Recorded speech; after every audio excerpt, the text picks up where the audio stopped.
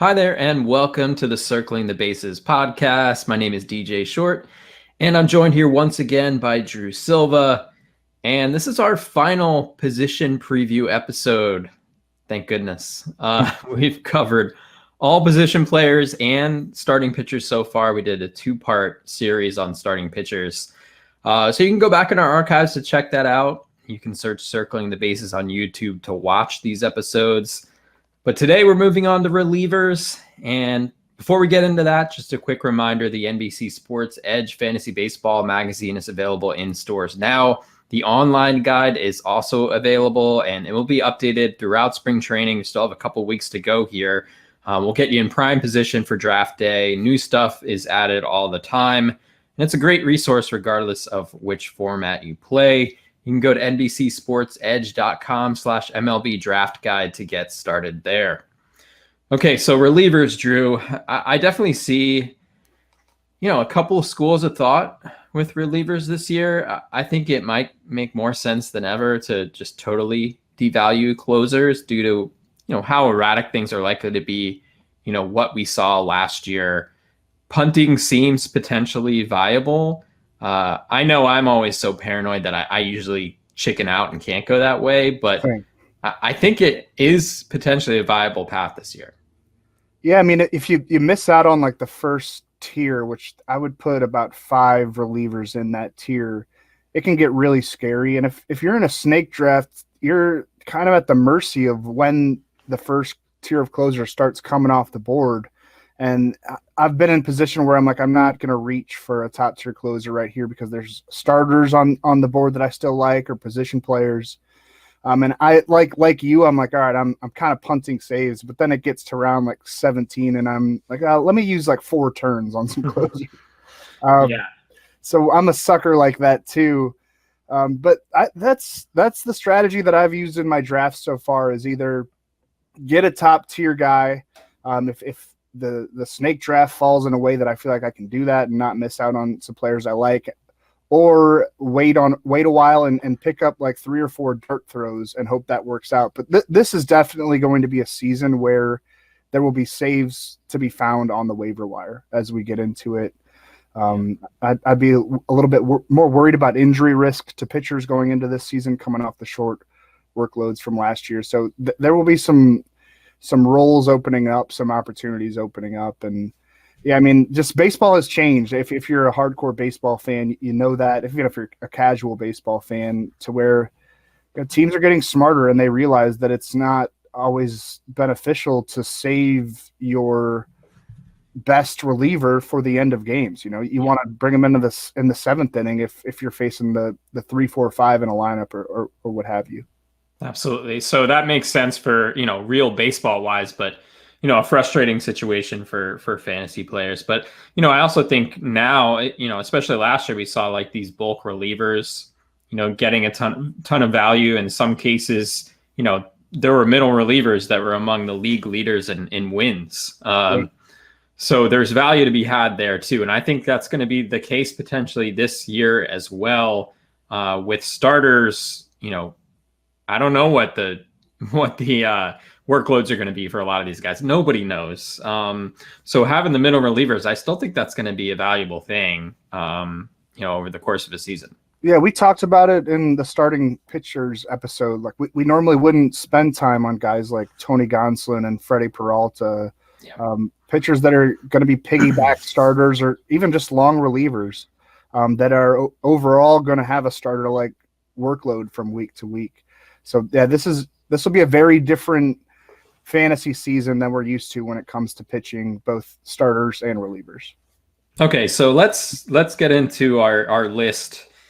You can read your top 12. I'm guessing we have a lot of similar names, just in a different order, because it does seem like after the top 12, it gets pretty shaky. I think even after, like you were saying, the top 5 or 6, it gets dicey pretty quickly. Yep.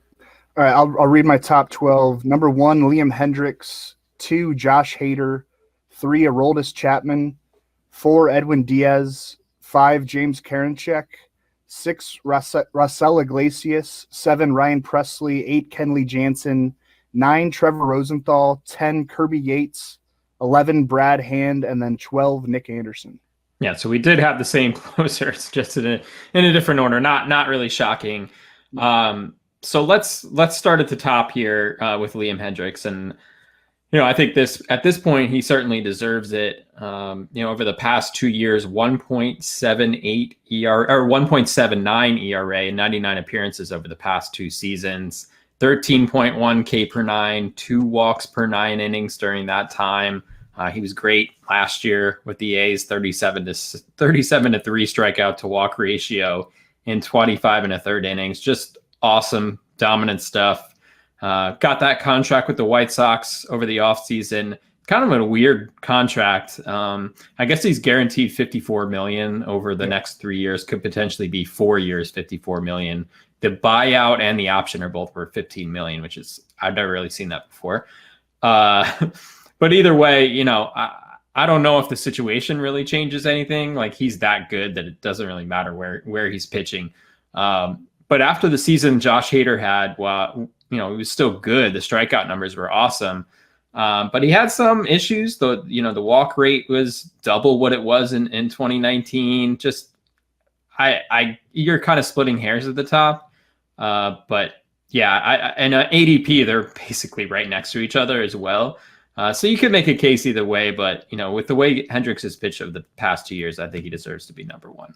Yeah, Hendricks has been the most consistently excellent closer in baseball since the A's gave him that job in mid-2019. You mentioned the numbers. The new contract with the White Sox, I think he's going to hold down that ninth inning job under Tony La Russa, who was kind of a pioneer when it comes to mixing and matching at the back end of games, at least in terms of lefty-righty stuff. The new 3-batter minimum kind of mitigates some of that. But La Russa has always preferred to have a locked-in closer. You think about all the Cardinals teams over the years, or the A's and White Sox before that, usually had like a star closer, and he seems to prefer that. And that's a White Sox team that could win 100 games, and Hendricks should be in there whenever it's the ninth inning and the game is close. So the saves, the ratios, it's all there. Hader was the consensus number 1 overall closer in fantasy this time last year. So I can't knock him down too far after, what was it, like a 19 inning sample size. Yeah. Had a down year, and there is the ongoing trade chatter with Hader, but I don't know. The Brewers made some crafty moves over the winter, adding Colton Wong at second base, Jackie Bradley Jr. in the outfield, some really good up the middle defensive ads. I think they're going to try to make a run at an NL Central division that looks pretty wide open. Yeah. And even if they don't accomplish that, they should be in contention or close to it when the trade deadline arrives in late July. So I don't see Hader getting moved. Maybe next winter or the following summer. He's under control through 2023, a Super 2 qualifier. And even with that down year from 2020, the stuff still looked fine. Like, you look at all the metrics, and increased the use of his slider, lowered the use of his four-seam fastball. Maybe that led to the elevated walk rate. Or again, maybe it was the small sample size of 19 innings. It's hard to really, come up with any great takes based on 19 innings from a pitcher. So what do we do with Devin Williams, though? I think it's like the big question. I had him I think I have him 28th on my list. I was struggling even to put him there because I don't know. He had the shoulder thing during the playoffs last year. The Brewers have been very cautious with him this spring. It seems like he's going to be fine for the season, and they just don't want to push things, and relievers don't need to be, amped up that much to get ready for the season. But is Williams draftable in a mixed league? I don't know. And in like a Yahoo standard, no holds mixed league, I probably wouldn't draft him. I don't dislike the player. Obviously a hugely dominant 2020 NL Rookie of the Year, one of the best changeups in baseball. But I don't know if a setup guy is going to give you enough value or what the usage is going to be. I actually thought I had him lower than you, but we both had Devin Williams at 28th, which is kind of crazy. Yeah. I don't have a good answer. A lot of people who are smarter than me and analyze mechanics really think that he's a big injury risk, especially with the way he throws that changeup. I think all pitchers are injury risks, especially relievers who are oftentimes just failed starting pitchers. So I wouldn't put too much stock into that. I would need the saves to be there. I could see drafting him as like a handcuff to Hader, but if Hader looks good coming out of the gate, maybe even dropping him. He would be a borderline guy. If you need to stream a starting pitcher, you could drop him and feel okay about it. Right. So 3 and 4, we were just flip-flopped. I had Edwin Diaz 3, Aroldis Chapman 4. You could debate that. The ADPs are very, very similar. But Diaz number 3 for me. He really rebounded last year with the Mets. His strikeout numbers were insane last season. 50 strikeouts in 25 and 2/3 innings, 1.75 ERA, just 2 homers allowed. Granted, the sample size was smaller, but it was still 25 and 2/3 innings. Just 2 homers allowed. He gave up 15 in 58 innings in 2019, his first season with the Mets. So much better. He's looked electric this spring. And he said recently that one of his keys, he thinks, to his turnaround was that he brought back his entrance music that he had in Seattle. And it just makes him feel good and happy when he comes into the game. And I'm just kind of like, whatever works, man. I wish I could remember the name of the song right now. I'm going to have to look it up. But it's like very like triumphant sounding. So I guess it just hypes him up. But he said that was like seriously a factor. We'll see how he feels when, Citi Field's full of people again and they might get angry at him. But we've built in entrance songs into our projection system at NBC Sports EDGE, so sign up. But no, I have a ton of confidence in him. I know they added Trevor May during the offseason. I guess if you're in a deeper league and you wanted to like handcuff Diaz, go for it. But I feel like he's just going to be awesome and keep mowing down batters. Yeah, you could argue that Diaz has as much upside as any closer on the board with the strikeout rate that you mentioned. And the Mets making big improvements over the offseason under new owner Steve Cohen. So, yeah, if he's able to hold down that closer role for the duration with no health problems or reliability issues, we're talking about a pretty great return on investment from where he's being picked on the average fantasy draft. You see the 5.59 ERA from 2019 over a larger sample than what he did so well in 2020. So the floor here doesn't feel as safe as some others, but the ceiling is so high. And what closer really has a safe floor? And actually, DJ, you might have better insight on this than me as our resident Mets fan. But I was encouraged as it relates to Diaz when Blake Snell told reporters last week that the seams on the dejuiced baseball feel a lot thicker, or at least like rise higher off the surface of the ball. Wasn't grip an issue for Diaz during that poor 2019? Maybe even a better narrative than the entrance music? It could be. And, he's one of those pitchers who could benefit from a dejuiced baseball. You think about, when baseballs were flying out of the ballpark, especially in 2019, give up 15 home runs. And like when these home runs would happen, like sometimes Diaz would be like what? Like his face was just like so shocked that was happening. I don't think he was the only one in 2019 who was surprised at some balls that would end up leaving the yard. So, if the ball is even slightly, de-juiced, that can only help Diaz, I think. Yeah, I agree with you that Chapman and Diaz are pretty close, and in terms of where I'd rank them right now. Chapman will have to sit out the first 2 games of the season for that suspension when he threw at the head of Mike Brousseau of the Rays last September. That's just something to be aware of. It wouldn't really make you knock him down a peg. Maybe he misses 1 save chance, but beyond that, there's not much to poke holes at here.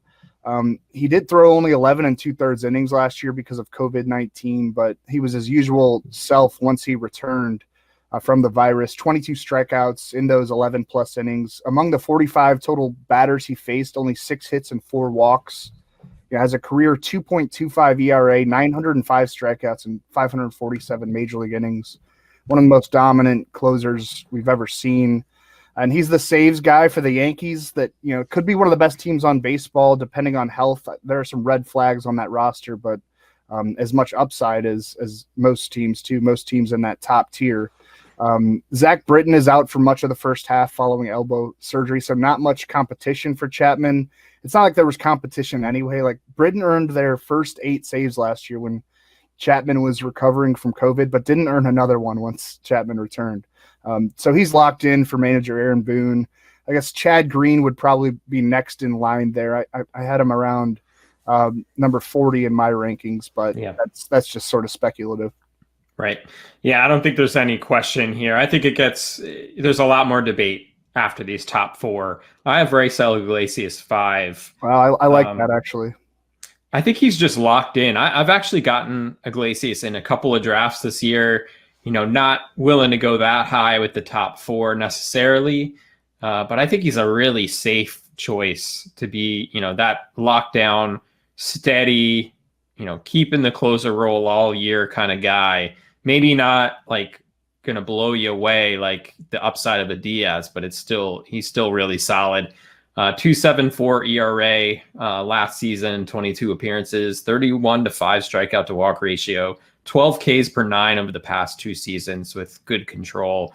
I don't know, the Angels have a lot of variability. I think whether they're going to be, a good team, a contending team, who knows? But I think either way he's going to be, a really solid closer. Might not be the end of the year like a number 1 type closer, but or like top of the board closers, but he's still going to be pretty good and reliable. Yeah, there are reasons to like Iglesias more this year than in any year prior, and he's been pretty darn good at times in the past when he was with the Reds. Got traded to the Angels in December, and a deal that I still don't quite understand. I guess it was just a cash dump, but you figured if the Reds were going to do a cash dump there, they would have tried to trade some of their position player talent.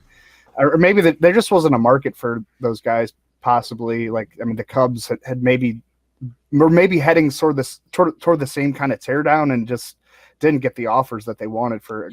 We saw something similar with someone we're going to talk about in a couple of minutes, Brad Hand. Like the way that all went down was strange too. So, maybe the Reds just didn't have a ton of options. You can certainly question the strategy there of trading him for a team that looked like they were going for it last year. So the sudden sort of switch was weird, but you're not complaining if you're the Angels. Yeah, Iglesias, you mentioned some of the best ratios of his career in 2020, K to walk, swinging strike rate, a career low zone contact rate. He was just really hard to hit. And should be the unquestioned ninth inning man for, Joe Madden, who's fairly traditional when it comes to bullpen assignments. And hopefully the Angels can contend and get Mike Trout back to the playoffs. Yes. James Karinchak at number 5. Did you have him 6th then? I have him 7th. Okay. I wanted him to be higher. When I originally did my list, he was in my top 5. But, reading the tea leaves a little bit, it seems there's at least some question if he's going to be, locked in as the regular closer there in Cleveland. So that's the only reason I pushed him down a little bit. He's kind of like Diaz for me, where like the upside is he could finish the year as the number 1 closer. Yep, I agree with that. That's kind of why I have him here. I just think he's going to make a big time jump up these rankings. And I don't know, like is Nick Whitgren and Emmanuel Clase and Blake Parker, like are those guys really going to push for saves over him? Terry Francona is, likes to have fairly defined bullpen roles. I don't know how good the Indians are going to be, but they should be decent enough. And you just look at the numbers, 61 strikeouts through Karinchak's first 32 1/3 major league innings. Had a 2.67 ERA last year, but the FIP was 1.52, which I believe was 4th best in all of baseball. The Indians, with that Brad Hand, move declining his option, cleared the path for Karinchak, to me, to take over the closer job in the short term and long term, and he definitely has the stuff to pull that off. Yeah, I think if you take Karinchak, it would be a good idea to stash Nick Whitgren as well. Clase, he missed all of last season with the lat strain, I believe it was. Yeah. Or it was like the teres major muscle or whatever that's called. So I'm guessing he's going to have to earn those kind of, assignments. Parker has some late inning experience. Maybe this is just one of those things where it makes sense pressure on him or something. Maybe, or they just want to use Karinchak in kind of higher leverage situations earlier. I know Francona doesn't strike me as that guy that would do that necessarily, but maybe he's open-minded. But I think Whitgren, there's a pretty decent chance that he could at least start the year in more of a prominent role. I would at least stash, if you even in maybe some 12-team leagues, I would consider stashing if you take Karinchak. So I had Ryan Presley 7th. Did we skip one of yours? Who'd you have 6th? I had Presley 6th, so okay, cool. We're close enough there. Battled a few different a handful of minor injuries in 2020, and some of the numbers weren't especially great, but he still got the job done more often than not as the Astros' primary closer and like the only non-rookie in that bullpen. It was basically Presley and a rotating cast of names that he may or may not have heard of when they came up. That's a team, the Astros, that's sort of been overlooked in general going into 2021. They finished under 500 last year in the regular season, but managed to get into the expanded playoffs still and push the Rays to Game 7 in the ALCS. That's easy to forget. Still have a great offense, and the rotation has potential. We'll see on the outlook for Framber Valdez with that broken finger. But Presley overall has a 2.19 ERA, 133 strikeouts, and 98 innings since the Astros got him from the Twins in mid-2018.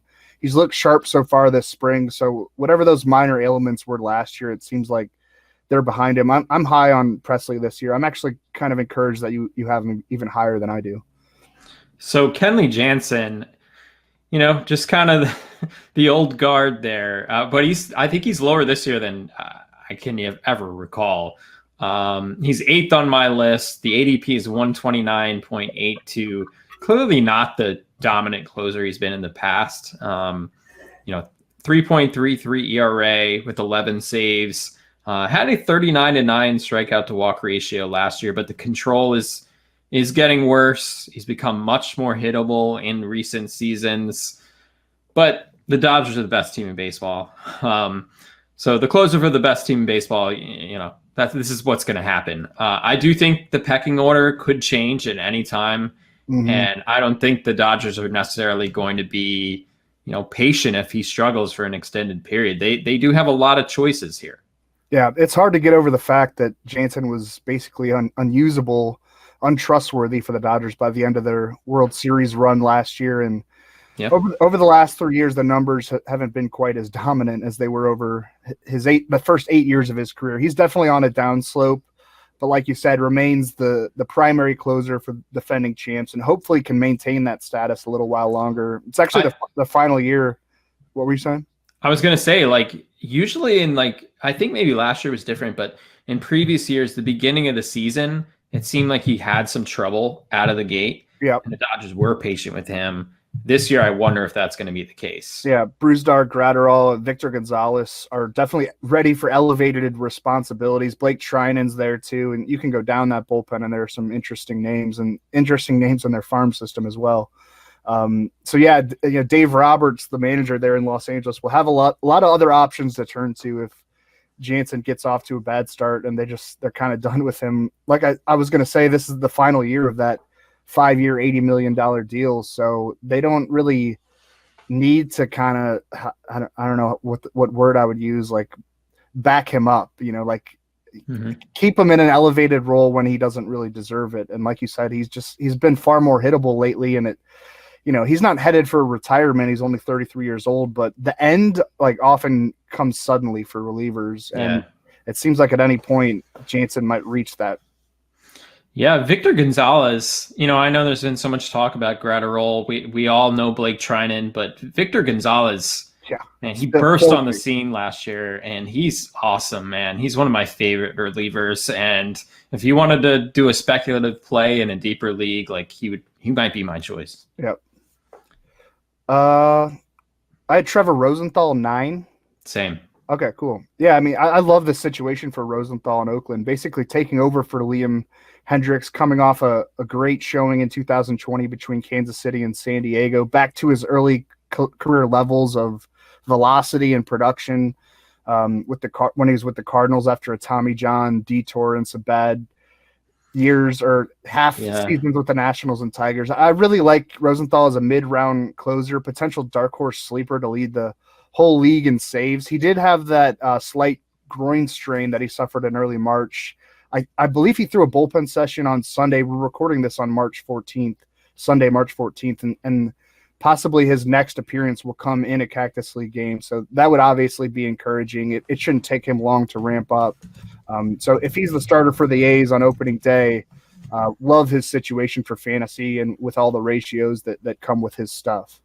Yeah, if for some reason he has a setback, maybe you would want to stash Jake Diekman, who would likely be next in line. He's who we thought was going to be the closer before the A's signed Rosenthal.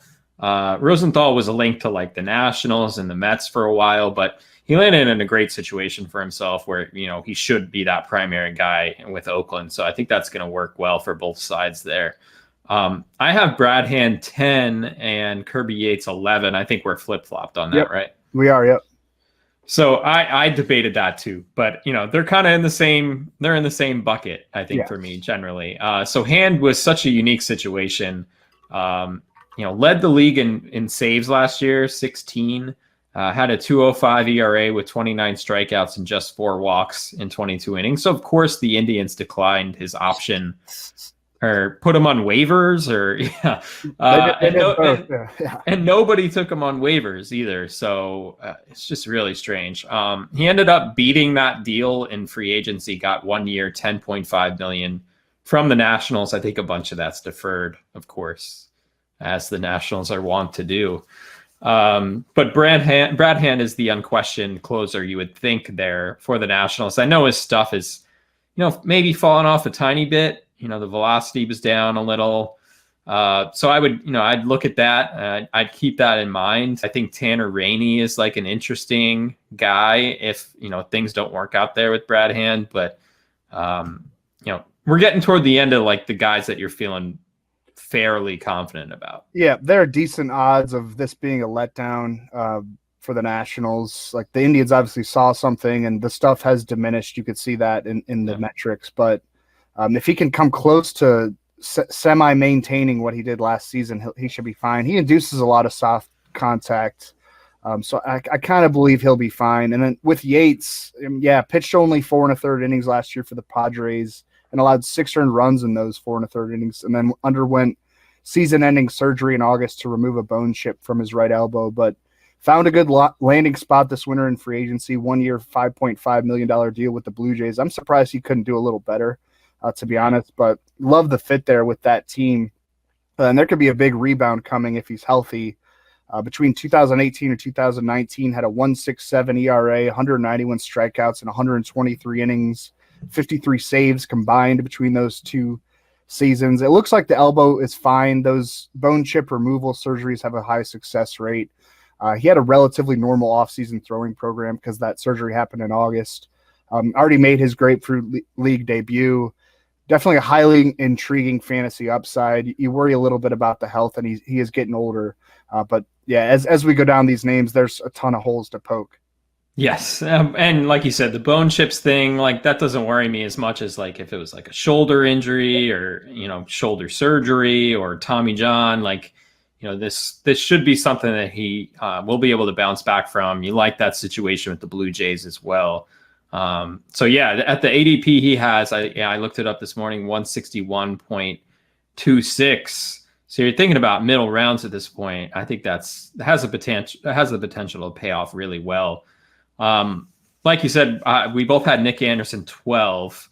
And he's a really interesting case because, you look at his time in the majors, 2.77 ERA, 136 strikeouts and 81 1/3 innings, good control as well. Had an awesome regular season last year, 0.55 ERA with 6 saves. The Rays are weird about their closers, or save chances rather. They had 12 different pitchers notch saves last year, even in a shortened season where there are only 60 games. So that tells you enough about how the Rays are likely to use their bullpen this year. But with Anderson, though, had a really rough showing in the playoffs, particularly in the ALCS and the World Series. So I kind of just want to put that in the back of my mind a little bit. I don't want to hold it against him too much. What I'm mostly ranking him 12th for is just this closer situation is likely to be wide open, where there might be some weeks where you don't get any saves from Anderson, but he's still going to most likely post a low ERA with tons of strikeouts, and you'll get the saves too. It just will probably be a frustrating ride. Yeah, he would be 12 for me, I'm pretty sure, even if he was lights out in the postseason. Yeah. It's all about the role and manager Kevin Cash's flexibility with all of his relievers and even his starters too, and using openers. It's how the Rays do it, and they've had a lot of success doing it, and they're smart enough and have the depth enough to pull it off. Hopefully the Rays will give Anderson more of a defined role as the closer. I think it's a lot to hope for. But I don't know. Baseball's efforting a return to normalcy. A full 162 game schedule is planned. Maybe Kevin Cash will settle his roles into more specific duties. But even if he doesn't, there's volatility everywhere on this board, especially as we get down into some of these names when it comes to roles and projectable save totals. And we at least know that Anderson has the stuff to provide useful ratios, like you said. And I think if you're selecting late and you just want to take a chance on some guys, Diego Castillo is always there for the Rays as a threat. Pete Fairbanks really emerged last season.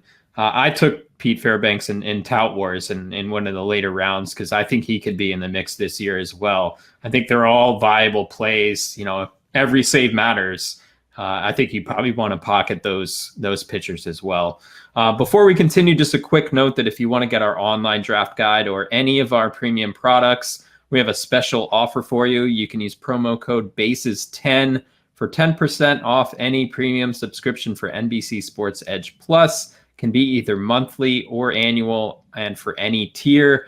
Not only do you get access to the draft guide, but you also get season tools for NBA and NHL, which are, of course, are in season right now. So it's a great value and can help you if you just play baseball or if you have your hand in those other sports. So remember, it's promo code BASES10. You can go to NBCSportsEdge.com/MLB draft guide to get started. So I'd 13. I had Craig Kimbrell. Same. Okay, cool. We're in agreement on a lot of these. I'm surprised. Yeah, I mean, he did finish strong last season. 8 scoreless appearances in September, 13 strikeouts and 7 1/3 innings down the stretch. It's just hard to get past the overall numbers since he signed with the Cubs in, what was that, June of 2019. He's got a 6.00 ERA, 1.53 WHIP, and 36 total innings. Had a 1.91 ERA over the first 9 years of his career.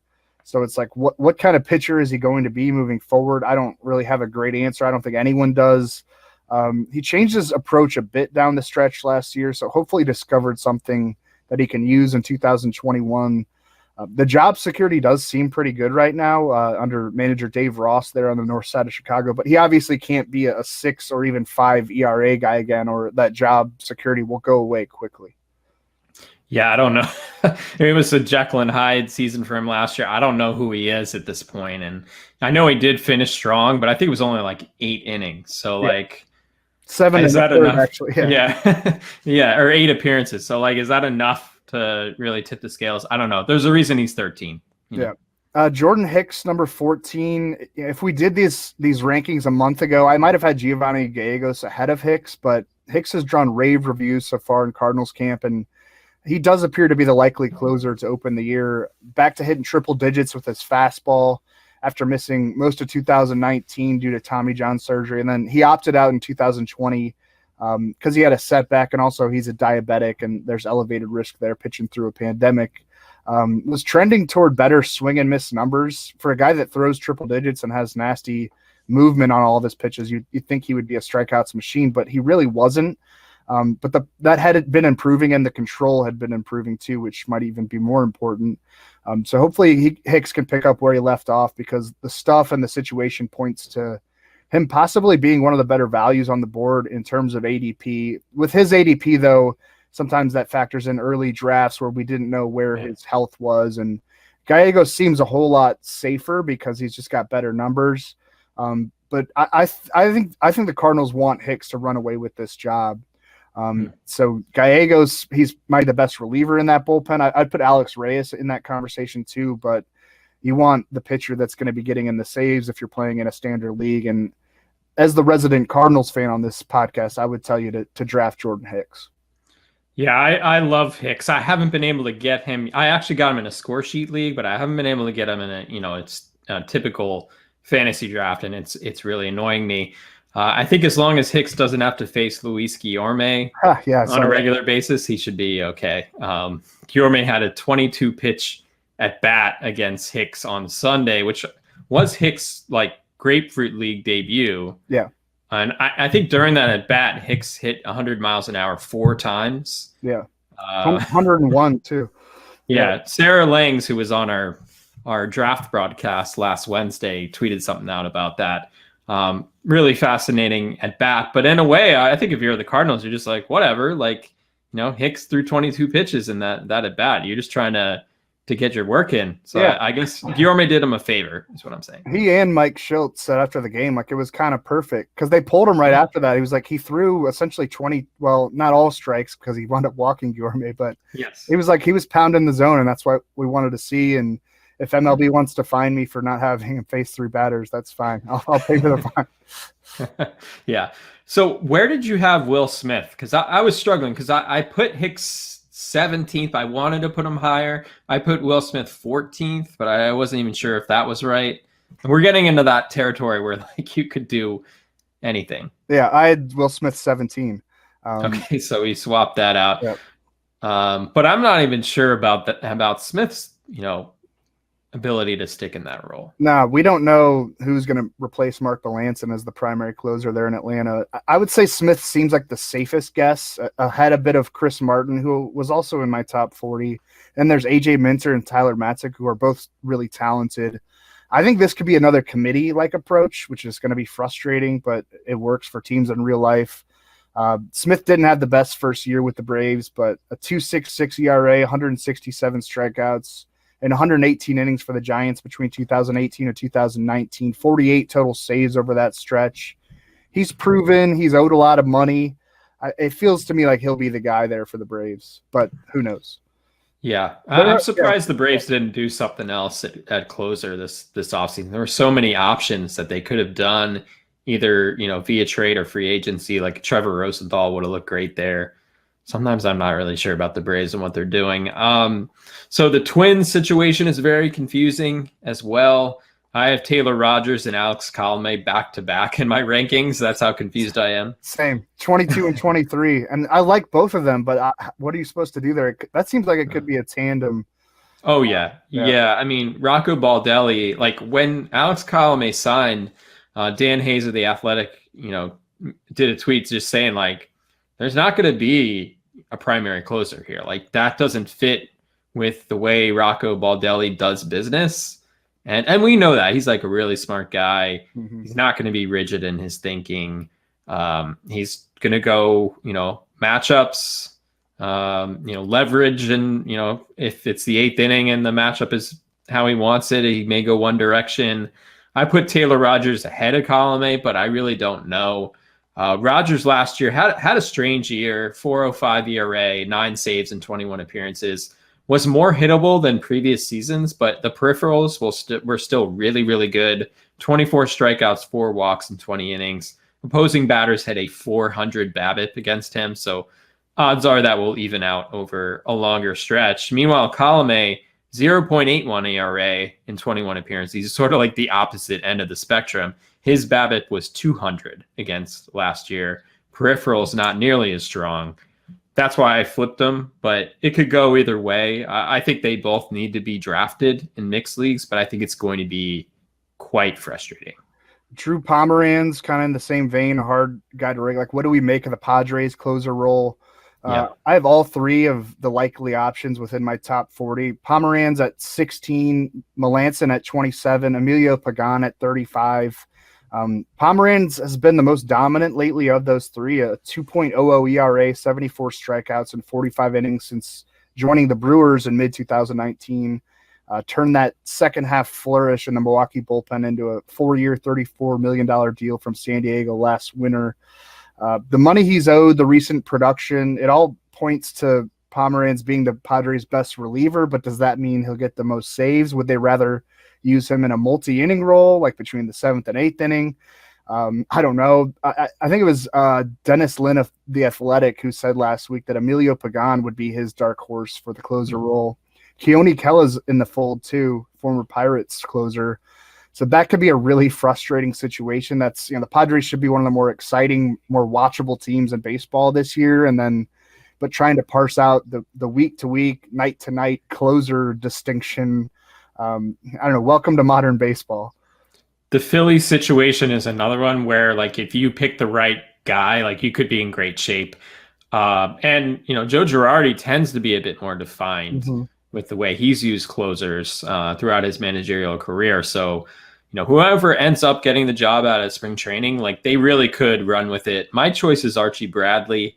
I've taken him in a couple of leagues. I think, Hector Neris has been the main guy in recent years, but he's been erratic at times, hasn't really put his stamp on the role. And with as big of an issue as the bullpen was last year for the Phillies, that not only did they bring in Bradley, but also Jose Alvarado, Brandon Kinsler, Tony Watson, all guys who have saved games in the past. It's a vastly improved group. But I think Bradley should be the guy. 2.95 ERA in 16 appearances between the Diamondbacks and the Reds last year. It's been really good basically since the All-Star break in 2019. Really turned things around. Was another weird decision by the Reds. They acquired him from the Diamondbacks last year. Then they non-tendered him this offseason. So very strange, but the Phillies were happy to add him 1 year, $6 million. It's not sort of set in stone who's going to be the closer there in Philadelphia, but if I had a draft between Bradley and Neris, I don't think there's any question. I'd go for Bradley first. I had Jose Leclerc at 15. Rafael Montero was traded to the Mariners. Jonathan Hernandez is out indefinitely after suffering a UCL sprain in his right elbow. So everything is pointing to Leclerc being the guy for Texas as long as his own health cooperates. Missed most of last year with a grade 2 strain of the teres major muscle near his right shoulder. And he wasn't especially great in 2019, but overall has a career 3.19 ERA, 263 strikeouts, and 189 total major league innings. One of the more unique pitches in the sport with that changeup, splitter, slider hybrid that he throws. He has trouble repeating his mechanics sometimes, especially with that pitch. That can lead to some issues. But the raw talent is there, and I don't see a whole lot of competition as long as he's healthy. One late round guy who I actually think could be a nice value, at least for the first half of the season, is Joaquim Soria with the Diamondbacks. I think he's an underrated option coming out of drafts. They haven't made it official that he's going to be the closer there, but it would be a real surprise if he wasn't, given his experience in the closer role. He's actually turning 37 in May, but still aging gracefully. 2.82 ERA and 22 appearances with the A's last year. His control wavered a little bit, 10 walks and 22 and a third innings, but he struck out 24 batters. He's averaged 10.5 K per nine dating back to 2017. And usually he's a really good control guy, so I'm not too worried about that. I do think I'm not expecting the Diamondbacks to be a really good team, so I could see Soria being one of those guys who gets traded in July. Stephen Crichton, I guess, is the name to watch in this bullpen. As the season moves along, we'll see how he progresses. But yeah, I think you could get, a solid, maybe 15 saves before he's likely to be a trade candidate. Some other names in my top 25, Raphael Montero, who I just mentioned, the Rangers traded to the Mariners. He should be the closer in Seattle, I believe, at least to open the year. Another trade candidate with the Mariners, kind of finishing the end of the rebuild, hopefully. But a 3.09 ERA and 53 to 11 strikeout to walk ratio and 46 innings from Montero between 2019 and 2020. Richard Rodriguez, I had at 19. Like the Pirates are going to be terrible, but Rodriguez will be there to handle any late leads that come his way. A 2.70 ERA, 34 strikeouts, and 23 innings last year, only 5 walks. He could definitely get traded at some point, but should have no competition for saves until that happens. Greg Holland is in my top 20, actually, even though I don't really particularly love him. He should have the job to begin the year. I know that the Royals have a couple of really exciting young relievers, but Holland was good enough last year. I think he keeps the role probably for a little while to begin the year. Matt Barnes, I had at 25. Control is an issue for him big time, but the strikeouts are there.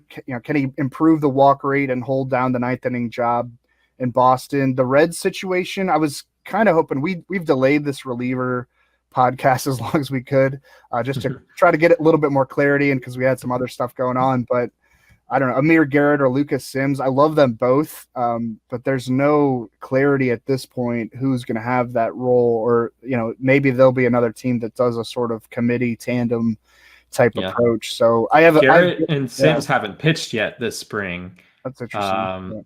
Garrett had a forearm soreness issue, but he threw a bullpen session the other day. I think he'll get in a game soon. Sims had a sore elbow, so he still hasn't pitched in a game this spring. Doolittle, who they signed this offseason, he got hit around really hard in his first 2 appearances. Was better on Saturday, so that's good at least. But I do think there's a lot of confusion there with that situation. Yeah. Garrett would be my choice. I have him number 30, but same. Who knows? I don't know. I have him a little higher than you, but he would be my choice as well. He really wants it, so I feel like they might just give it to him. And I like Sean Doolittle as a person, but I was talking about with Kenley Jansen how the end comes quickly for relievers, and I feel like we might have already seen that with Doolittle. Daniel Bard for the Rockies, I had him at 32, NL Comeback Player of the Year last year, and rightly so. Like, he hadn't pitched since 2013. Can he do it again? In Colorado, I wouldn't really trust it, but if you need someone late, Jake McGee, it looks like he might have the inside lane on the Giants job. Reyes Moranta's shoulder, he doesn't have his velocity back yet, which is a concern. So it looks like McGee might be the guy there, but Gabe Kapler, kind of a Baldelli, Kevin Cash type who doesn't mind mixing and matching. So that's probably going to be a frustrating situation for a Giants team that I think we kind of like. Some other names. Hunter Harvey looks like he might get the first shot with the Orioles. Anthony Bass is interesting with the Marlins. It seems like Don Mattingly really wants him to get the job. He was talking early on in the spring that Anthony Bass is probably their favorite for the 9th inning role, contending with Yimi Garcia. I don't know how interesting that situation will be for fantasy, but I would give Bass the leg up. With the Rangers, Jonathan Hernandez looked like he was going to be a great stash behind Leclerc, who can be erratic. But Hernandez is hurt, has a UCL issue, so he's just resting for now. We'll see how that ends up. But, if you really want some deep speculative plays in that bullpen, Joely Rodriguez, DeMarcus Evans have a ton of potential to be back-end arms for a long time. So I think Leclerc's job security is really good. But if we're looking deeper into the season, I think those are 2 names to watch for sure. I think I've run out of names. I guess with the Tigers, Gregory Soto or Brian Garcia, kind of roll the dice, flip a coin. And I don't know if you draft one of those in a standard league, but those are 2 guys that we'll probably see get picked up on waivers in every league we're in at some point. Just trying to vulture some saves. I wouldn't be shocked if Raphael Montero gets traded by the Mariners. So, a couple names to watch there with the Mariners. Keenan Middleton was really good with the Angels before he had Tommy John, right? Yeah, I think he's allowed 6 homers in 2 innings this spring, though. I mean, not that spring training matters that much. He could be a guy that was trying to pound the zone like Jordan Hicks was, but Andres Munoz, he was a former prospect with the Padres. He had Tommy John surgery as well. He should be back at some point this season. He's always been mentioned as a potential closer option. So, when he comes up with the Mariners, I think he's a name to watch too. Kendall Graveman might be the best reliever in that bullpen, but he's been like a former starter in the past, so I see him working in a multi-inning role. It's going to be tough. I mean, we could do a show every day about what the closer situation looks like in baseball, but we don't want to kill ourselves. So. No, that sounds terrible, actually. Yeah, it sounds horrible. So we're done our position preview episodes. So from this point forward, we're going to be talking about the breaking news going on in spring training, last minute news as you get ready for your drafts, getting you ready for opening day, which is going to be here a lot sooner than I think we all realize. Thank goodness. We're going to have more shows later this week. Chris and Colin will have a show on Wednesday. We'll have another show coming up on Friday, and I'm not sure what we're going to talk about yet, and I'm okay with that. Yeah, that's exciting. It should be good to get back into headlines and figuring out what they mean. We appreciate Chris and Colin kind of holding it down in that regard. While we took like 6 weeks to get through these, so appreciate everyone listening. Hopefully you got some good info out of it, and hopefully they're evergreen as draft season really kicks in. Like around this weekend or this coming week is when a lot of my big leagues really start drafting. Yeah, for sure. Yep.